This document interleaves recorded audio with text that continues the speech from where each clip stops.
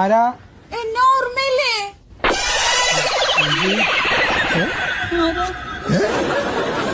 എന്നെ മറന്നുപോയോ? മറന്നുപോയാന്ന് പറഞ്ഞാൽ ഇത് അച്ഛന്റെ വീടായിരുന്നോ?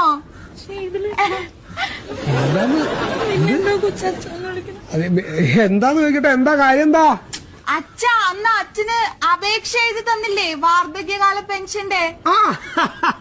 നമ്മളന്ന് പഞ്ചായത്ത് ഓഫീസിൽ വെച്ച് കണ്ടത് അല്ലേ? എടി ഞാനന്ന് പറഞ്ഞില്ലേ വാർദ്ധക്യ പെൻഷന്റെ അപേക്ഷ തയ്യാറാക്കി തന്ന ഈ കുട്ടി. അച്ഛന് എന്നെ ഒന്ന് സഹായിക്കണം.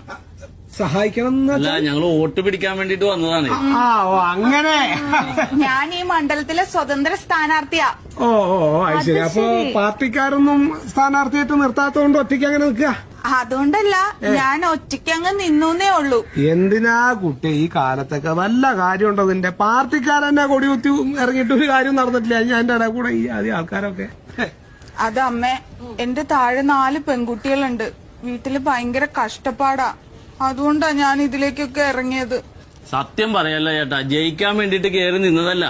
സ്വതന്ത്രമായിട്ട് നോമിനേഷൻ കൊടുത്തു കഴിയുമ്പോ ഏതെങ്കിലും പാർട്ടിക്കാരും ഉണ്ടെന്ന് കുറച്ച് കാശി ഒന്ന് പിൻവലിപ്പിക്കുമല്ല, അത് കരുതി നിന്നുപോയ